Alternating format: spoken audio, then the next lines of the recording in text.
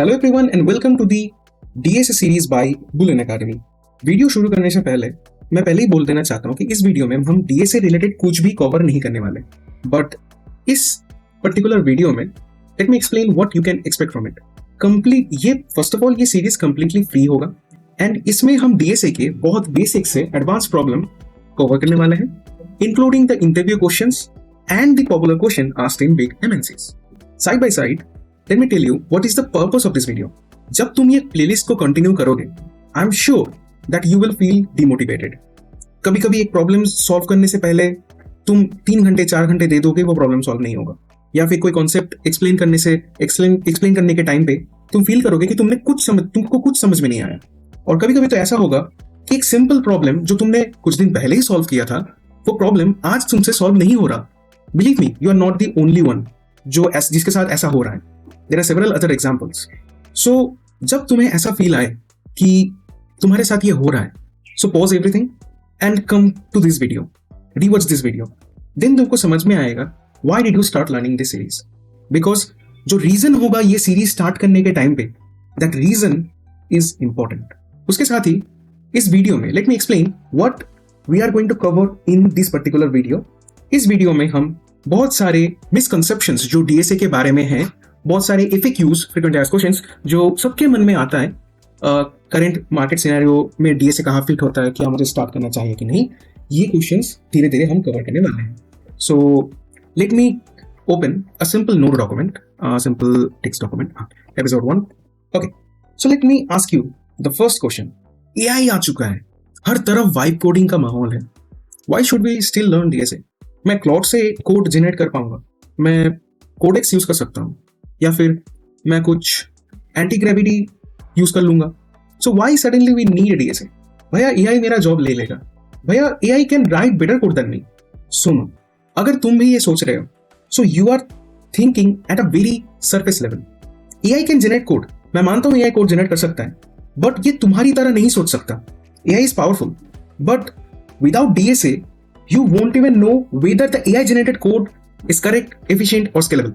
तुम एआई का बोल रहे हो एक पर्टिकुलर कोड जनरेट करने को, वो तुम्हें कुछ भी दे रहा है, बट वो कोड क्या करेक्ट है, एफिशिएंट है, स्केलेबल है?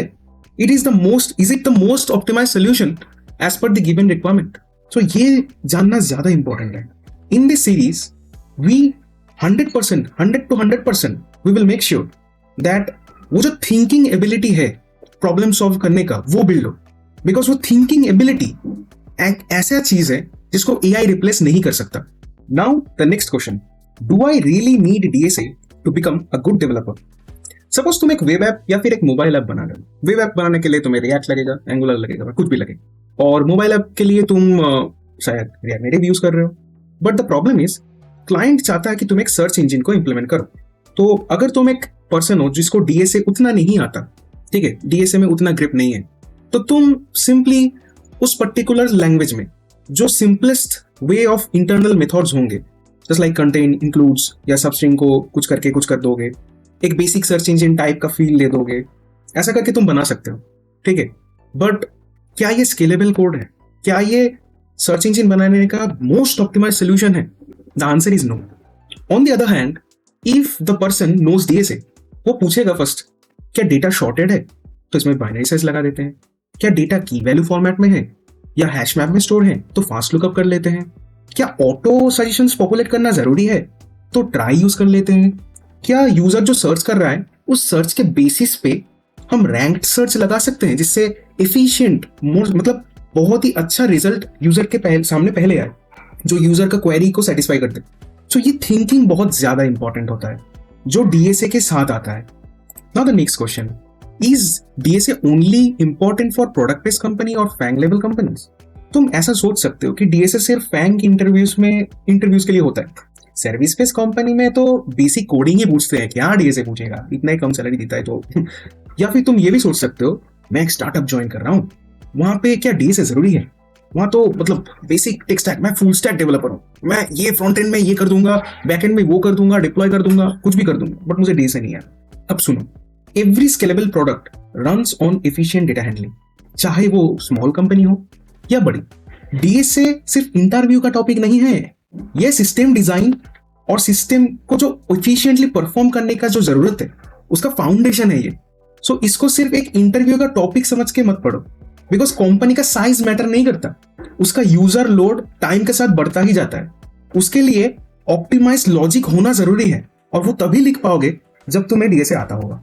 Now let's come to the next question, when is the right time to start learning DSA और am I too late to start learning DSA? भैया मैं तो स्कूल में हूं, बाद में कर लूंगा। भैया मेरा तो सब अभी कॉलेज स्टार्ट हुआ है, अभी क्यों जरूरत है?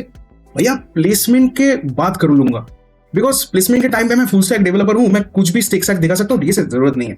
भैया मुझे जॉब मिल गया, भैया अब क्या करूं, अब क्यों जरूरत है डीएसए का? भैया मैंने तो स्टार्टअप ज्वाइन कर लिया है, अभी तो डीएसए का कोई जरूरत नहीं है। भैया मैं सर्विस बेस्ड कंपनी में जॉब करता हूँ, मेरा तो बहुत स्टेबल जॉब है, तो इसमें डीएसए क्यों लगेगा? भैया मैं रिटायर्ड हो चुका, अब डीएसए का क्या फायदा? भैया अब तो एआई का जमाना आ चुका है, डीएसए क्या फायदा, कोड ऑप्टिमाइज कोड तो एआई लिख देगा, राइट? तुम ऐसा सोचोगे, ये बहुत सारे सिनेरियोस तुम्हारे दिमाग में आएंगे, right? But let me tell you one thing, doing nothing won't change anything in your life. अगर तुम कुछ नहीं करोगे तो कुछ नहीं चेंज होगा। एक चीज सोचो, long term career growth is important, right? DSA तुम्हें क्या देगा? एक प्रॉब्लम सॉल्विंग माइंडसेट देगा, जिससे it will open doors of better opportunities for you. ये तुम्हें कॉम्प्लेक्स टास्क को इफिशिएंटली हैंडल करने की एक थिंकिंग देगा। जब कोई फ्यूचर में कोई नया टेक स्टैक आएगा जिसमें तुम नया कोडिंग करना स्टार्ट करोगे, उसमें कैसे ऑप्टिमाइज्ड कोड लिखा जाए वो नॉलेज तुम्हें देगा। And you know which time knowledge compounds. जब वो कंपाउंडिंग स्टार्ट होगा, वो कंपाउंडिंग इफेक्ट स्टार्ट होगा, तुम ज्यादा स्पीड से लर्न कर पाओगे, ज्यादा डीपर कॉन्सेप्ट्स को लर्न कर पाओगे। So it is not too early और late to start DSA. Small steps लो, पहले ही बहुत बड़ी कुछ सोच मत रखो, स्मॉल स्टेप्स लो। Now the next question, what is the prerequisite of learning DSA? The prerequisite is very simple, you have to be a very good full stack gen AI developer और full stack Java developer to learn DSA. Just kidding. See, DSA के लिए first एक programming, any programming language is fine, but कुछ भी एक specific language में grip होना जरूरी है। For this series I will use Java, but you can also use C, C++, Python. But ये ध्यान में रखना, DSA is actually language independent and we will explain why this is language independent. But the only prerequisite for this course is your time and focus. Because अगर तुम time नहीं दोगे, तुम्हारा progress lost होगा। दो तीन दिन के लिए प्रॉब्लम सॉल्विंग नहीं किया, भैया का शादी था तो मैंने प्रॉब्लम सॉल्व नहीं किया, तो प्रोग्रेस लॉस्ट हो गया। भैया ये 2 मिनट का वीडियो है, बट ये 10 मिनट का वीडियो है, ये 10 मिनट का वीडियो बहुत टाइम ले लेगा, मैं इसको मतलब चैट जीपीटी को आस्क कर लेता हूँ, बहुत इजीली हो जाएगा। फोकस नहीं है तुम्हारा, नहीं होगा अगर नहीं हुआ तो। So focus is very important. अब next question, can I start DSA if my programming language basics are weak? भैया मेरा प्रोग्रामिंग बेसिक्स बहुत वीक है, मुझे तो लूप्स कैसे काम करते हैं वो भी नहीं मालूम, रिकर्सन में तो मैं बेस केस लगाना ही भूल जाता हूँ, कोड फट जाता है मेरा, लैपटॉप हैंग करने लगता है, एक दिन तो बंद ही हो गया था। सब लोग मुझसे आगे हैं, पहले मैं फुल स्टैक इंजीनियर हो जाऊं, परफेक्ट हो जाऊं, उसके बाद मैं डीएसए स्टार्ट करूंगा। कभी नहीं कर पाओगे अगर ये माइंडसेट हुआ तो। बेसिक्स को इंप्रूव करने के लिए प्रैक्टिस जरूरी है। डीएसए से तुम्हारा थिंकिंग एबिलिटी इंक्रीज होगा, नॉलेज स्ट्रेंथन होगा, एक प्रॉब्लम को सॉल्व करने का क्लैरिटी आएगा। उसके लिए तुम्हें किसी एक प्रोग्रामिंग लैंग्वेज में बहुत इन डेप्थ जाने की जरूरत नहीं है, तुम्हें स्टार्ट करने की जरूरत है, अदरवाइज तुम डीमोटिवेटेड हो जाओगे। नेक्स्ट क्वेश्चन, भैया कभी कभी डीएसए करने के टाइम पे मुझे कुछ समझ में नहीं आता, ये क्या पढ़ा रहे हैं, मैं कुछ भी समझ में नहीं पा रहा। ऐसा होगा, सपोज तुमने डीएसए लर्न करना स्टार्ट किया, 1 2 3 एरेस के प्रॉब्लम स्टार्ट किए, उसके बाद तुमने लीड कोड का वो हार्डेस्ट जो एरे प्रॉब्लम है, जो तुम्हें पता नहीं एक्चुअली ये हार्डेस्ट है, वो करना स्टार्ट कर दिया। आधे घंटे में तुम डिमोटिवेटेड हो जाओगे। उसके बाद वो प्रॉब्लम सॉल्व नहीं हो रहा तुमसे, तो तुम यूट्यूब में आ जाओगे उसका सोल्यूशन ढूंढने। कोई बेटर यूट्यूबर उसका सोल्यूशन दे भी देगा, तुम उसके रट भी लोगे। रट्टा मारने के बाद 2-3 हफ्ते दो, उसके बाद तुम फिर से ट्राई करने की कोशिश करो, तुमसे नहीं होगा। क्यों? तुमने टाइम ही नहीं दिया, पैटर्न को रिकॉग्नाइज करने का ही टाइम नहीं दिया, लॉजिक मसल ही बिल्ड नहीं हो तुम्हारा। एक ही प्रॉब्लम को 10 बार सॉल्व करे जा रहे हो, बट पैटर्न नहीं रिकॉग्नाइज कर पा रहे। क्लैरिटी धीरे धीरे बिल्ड होता है, तुम्हें प्रैक्टिस करना होगा, बिकॉज प्रैक्टिस अगर नहीं करोगे तो स्ट्रेंथन नहीं होगा। Okay, next question, why do I understand solution but fails to solve problems on my own? भैया मैंने तो वो प्लेलिस्ट कंप्लीट कर लिया, भैया ये प्लेलिस्ट कंप्लीट होने के बाद ये सोल्यूशन मुझसे नहीं हो रहा, मैंने ये पूरा प्लेलिस्ट कर दिया बट थोड़ा सा वेरिएशन दे दिया, मैंने सॉल्व नहीं कर पा रहा। क्योंकि तुमने पैटर्न को अंडरस्टैंड नहीं किया, तुमने रट्टा मारा, तुमने खुद से अटेम्प्ट ही नहीं किया। तुम जस्ट 10 मिनट दिए, तुमसे नहीं हुआ, कोड को पेस्ट किया चैटजीपीटी में, तुमने सोल्यूशन पेस्ट कर दिया, प्रॉब्लम सॉल्व, तुमने लीड कोड के बहुत सारे प्रॉब्लम्स कर लिए and you are ready for interview. ऐसा थॉट प्रोसेस रहा तो नहीं होगा तुमसे, जितना भी कोशिश कर लो नहीं होगा। तुम अगर सोच रहे हो कि तुम एक टॉपिक को कवर कर रहे हो, उसके बाद वो टॉपिक तुम्हें फिर से कवर करने की जरूरत नहीं है, गलत सोच रहे हो। कभी कभी तुम्हें एक टॉपिक को खत्म करने के बाद उसको फिर से करना होगा 2-3 वीक्स के बाद, तभी तुम्हारा लॉन्ग टर्म मेमोरी में वो स्टोर होगा, तुम्हारा इंडिपेंडेंट थिंकिंग बिल्ड होगा। तो चलिए नेक्स्ट क्वेश्चन स्टार्ट करते हैं। Question number 11, how do I stop feeling blank during coding interviews और व्हाइल सॉल्विंग प्रॉब्लम। भैया मैं प्रॉब्लम तो देख रहा हूँ, कंप्लीटली न्यू प्रॉब्लम है, बट मुझसे सॉल्व नहीं हो रहा। मैं बोल रहा हूँ कि तुम क्या सोच रहे हो। जब कोई प्रॉब्लम तुमसे सॉल्व नहीं हो रहा, तुम उस प्रॉब्लम के बारे में नहीं सोच रहे। उस प्रॉब्लम जो तुम्हारा टाइम खत्म हो रहा है और वो प्रॉब्लम टाइम पे खत्म नहीं, सॉल्व तुम नहीं कर पाओगे, वो जो फियर है ना, वो तुम्हारे अंदर बिल्ड हो रहा है। तुम खुद को जज करने लगे हो कि ये प्रॉब्लम तो मुझसे नहीं होगा।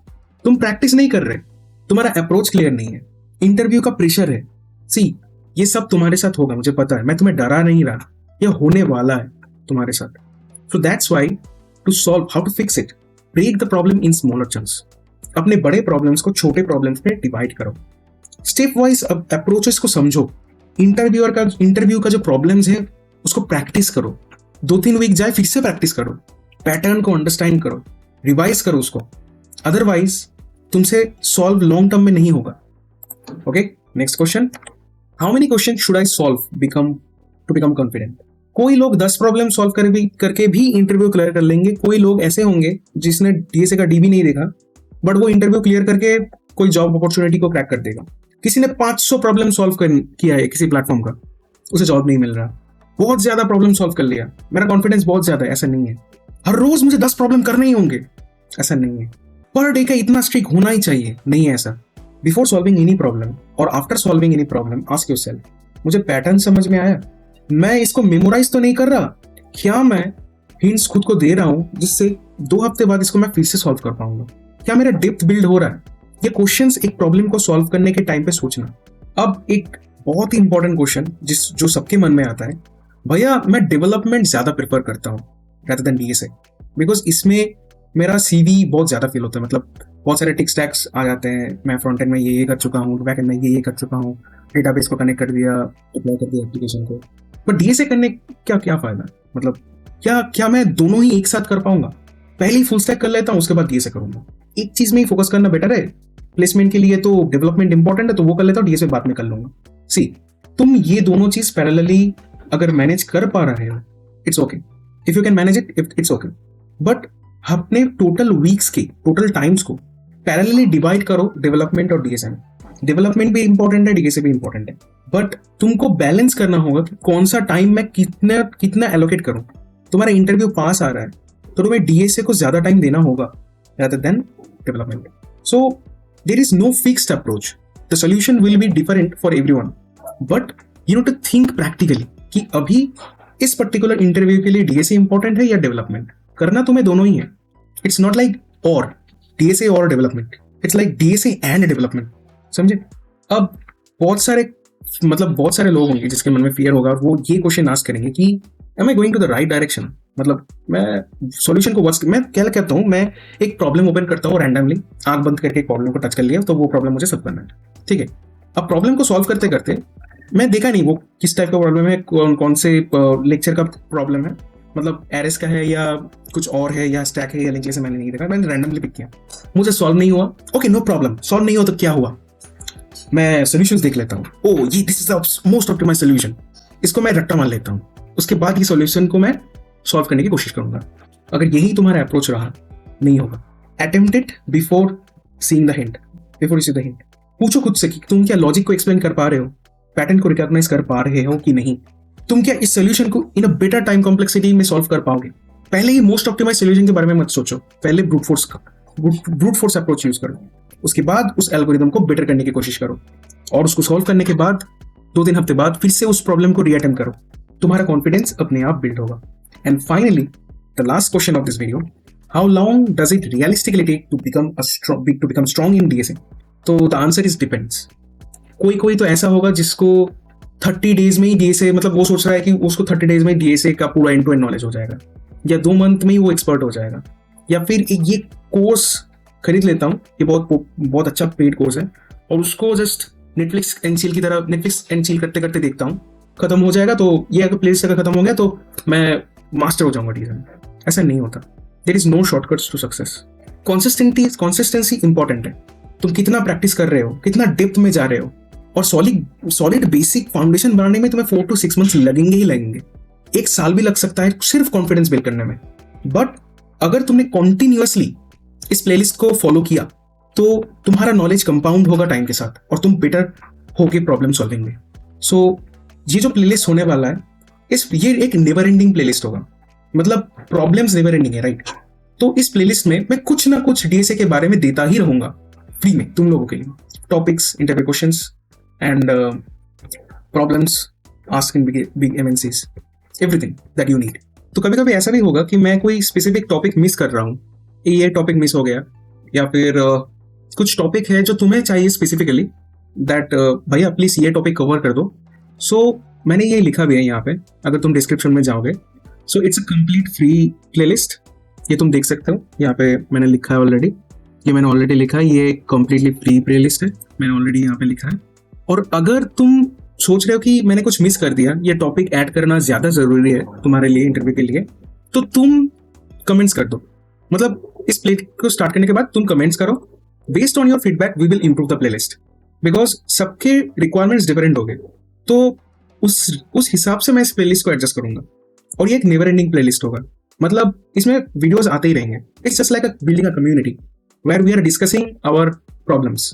मुझे ये क्वेश्चन पूछा तो इसका सोल्यूशन कैसे करूँ, बताइए भैया, ऐसा करके। So finally we are almost at the end of the video, so चलते हैं।